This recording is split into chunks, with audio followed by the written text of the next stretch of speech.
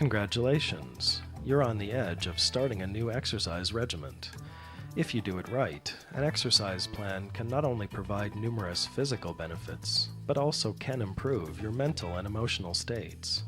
After all, nobody wants to look in the mirror and have to only imagine the way things could be.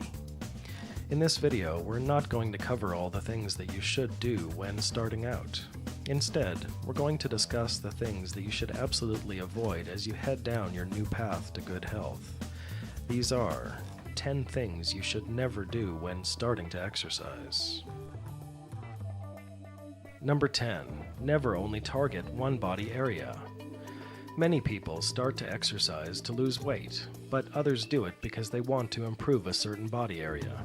So they'll put most of the focus there while ignoring many other interconnected areas.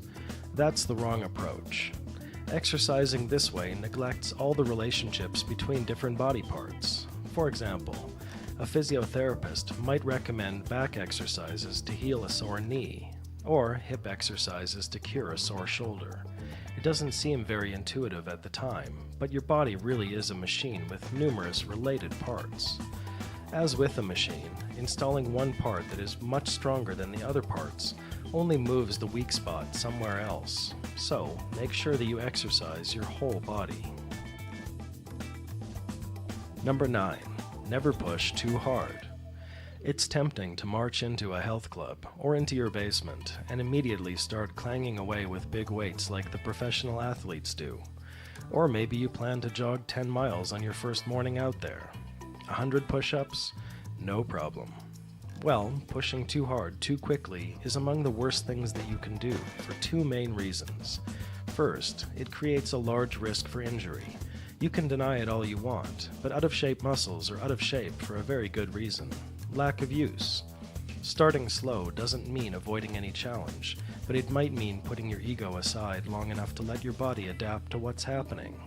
Accept the fact that you're new at this, and start by doing less than what you think you can. Second, it risks losing your motivation.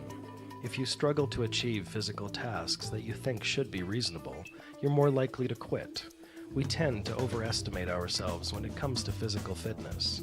If we quickly shoot for a lofty goal and miss by a wide margin, we're much more likely to decide that it's just never going to happen. So, start slow. It might be frustrating and difficult to accept, but the payoff is worth the effort. Number 8. Never try to keep up with experienced people. This is often difficult to avoid because many of us prefer to exercise with someone else. Adding a social element is a great way to keep your motivation high and to push each other to improve. But everyone improves at a different rate. Your workout partner might be months or years ahead of where you are as a beginner. There are few things worse than feeling like an anchor that's slowing things down at the health club or on a morning run. If you push yourself beyond your limits to keep up, though, injury becomes much more likely. So, just be honest about it. Admit that you're having trouble keeping up. The odds are good that your partner won't mind and will make changes to keep you involved. Yes, it involves swallowing some of your pride, but that's simply going to be required. Even as you progress, there will always be someone who is faster, stronger, or has better endurance. You can't possibly keep up with everyone, so learn to accept that quickly. Number 7. Never lift weights that are too heavy for your current level of strength. There's an old saying when it comes to working out with weights: more weight to get big, more reps to get toned. Although this old chestnut isn't entirely false, it neglects the huge factor of knowing what the word more actually means. If you've ever been to a health club, you've seen one of those guys. There he is, lifting weights that are obviously too heavy. His technique is terrible, and although he claims to work out often, it certainly doesn't look that way. Underneath his skin, things might be a real mess. He also doesn't know what the word more actually means. More weight should mean nearing the edge of what you can properly control with the muscle strength that you currently have. One of the keys to shaping your body with weight is ensuring that each exercise targets the intended muscle group. That means proper technique with no exceptions. If you're struggling to lift unreasonably heavy weights, you can be assured that your technique is the first thing to fail. Number 6. Never set unreasonable goals. Here again, some humility will be required. Be honest with yourself. If you haven't run further than from your fridge to your couch in 10 years, you simply won't be jogging 8 miles a day within a month. The same applies to setting lofty weightlifting goals, or swimming, or even yoga. Much like pushing too hard, setting unreasonable goals can only lead in one of two directions: injury or disappointment. Setting goals is a fantastic way to gauge your progress and keep yourself motivated, but the goals must be realistic to have any value. The most difficult part of setting physical goals in advance is not truly knowing how capable you actually are. We know what shooting too high can produce, but shooting too low is demotivating and won't get you the results that you want. Consider delaying any concrete goals until you've tried your new workout routine a few times. Tinker with things until you're confident that you've found your reasonable limits. Then, use that information to look into the future and where you want to be. Be prepared and willing to modify your goals in either direction as necessary. Number 5. Never just start without any plan. Much like our friend with the heavy weights and terrible technique, there's someone at every health club who clearly doesn't have a plan. He or she arrives and speeds through random exercises and then leaves. That's not really doing anything. So, don't be one of those. Before you begin, develop a realistic plan. If you're not sure of your abilities, keep it vague to start and add specifics as you learn what your body will allow. If you're usually short on time, maybe split body areas into different days to keep the workouts relatively short. Before you start, do some research and create a reasonable list of the exercises that you want to try. Then be willing to modify the list based on exercises you like for different body areas and your progress. Number 4. Never jump directly into supplements. Health supplements can be quite helpful in the right situation, but they're a bad idea when you're preparing to start out. Overall, supplementation can be a controversial topic. Many athletes swear by them, but those are also people who basically dedicate their lives to being in world-class shape for as long as possible. They're using every muscle and ligament to its maximum potential, virtually every day. For those of us who are just trying to lose some weight or improve our condition, supplementation can be a waste of money and even potentially harmful. Supplements can hide the truth when you're just starting.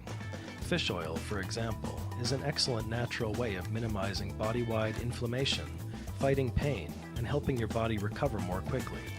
But inflammation and pain are excellent signs that you've pushed things too far, too quickly as you learn your limits. That's very important to know. If it's hidden, you might easily make things worse. As you get further into your routine, you might start to consider supplements. But to start, avoid them entirely. It's the only way you'll truly know where you are versus where you want to be. Number 3. Never avoid warming up before you exercise. If you've looked at exercise plans on the internet, you've seen videos of ridiculously lean and muscular people showing you how easy it all is. What you almost never see is those same people warming up before they grab the weights or hit the pavement. It's another thing that you're guaranteed to witness when you walk into a health club. People show up, perform the absolute minimum cursory arm stretches with poor technique, and then they get crazy right away. If you're quite young, this is something that you might get away with for a while, but it won't last, and you'll eventually start to pay a price for neglecting the warm-up. It's even more important when you're just starting to exercise after a long period of sedentary living. Many of the muscles, joints, and ligaments that you'll be using may have been dormant for a very long time. Even a few minutes of proper stretching and light weights can get you in the right state for the main event. A cold body is ripe for injury, and there's nothing that can derail your best health intentions faster than trips to the doctor. Number 2. Never use poorly adjusted machines. If you intend to join a health club for the first time, you'll soon learn that they're often filled with more machinery than a country junkyard. Many of the machines are pretty straightforward, with minimal adjustments required, but others are very different. You can change angles, heights, weights, and distances to suit your body shape and personal preference. In a perfect world, the previous user would reset the machine to a neutral state after finishing, but that almost never happens. So, it's up to you to ensure that things are set in a way that's both comfortable and safe for you. If you're not sure how, use internet resources, or watch what other users do, or even ask for help from the club staff. When sitting down in a car that was previously occupied by someone who is much shorter or taller than you, you'll quickly make adjustments to suit your own needs. Otherwise, things simply won't work. The same should apply with exercise equipment. Number 1. Never ignore proper nutrition. Unfortunately, exercise and nutrition are often considered to be an either-or situation. If you've run 10 miles today, you might feel justified in eating a huge, unhealthy meal for dinner. If you do, though, not only have you negated the effort involved in running all those miles, but you've also potentially stuffed your body with things that will hinder its ability to recover. It's not wrong to occasionally cheat with junk food. The key word there is occasionally. Frequently rewarding yourself in that way for a successful workout means that at best, you're breaking even in terms of caloric intake. At worst, eating a bunch of processed garbage is preventing your body from preparing itself for the next onslaught of fitness. Doing things right means as much commitment to eating well as to the workout itself. If you want to be in good shape, the bad diet simply has to go too. There's no way around it. You can still eat a lot of food, but it has to be the right food. And when you do allow yourself to cheat, occasionally, it might even be more satisfying. And there you go. 10 things you should never do when starting to exercise. Let's be honest, exercise isn't always fun. Even when you start seeing improvements in yourself, there will always be days when you just can't find the motivation to get out there. That's normal, and it's fine. As long as you only skip infrequent sessions, you won't set yourself back. But exercise rewards ambition. Working hard and sticking to your plan turns into faster, more noticeable gains. So, how badly do you want a healthier, stronger, more attractive body? Despite decades of shady claims, there simply are no shortcuts. If you liked this video, please smack the like button below. And if you want to see more videos like this, and also totally not like this, subscribe now to the Wild AC channel. Thanks for watching.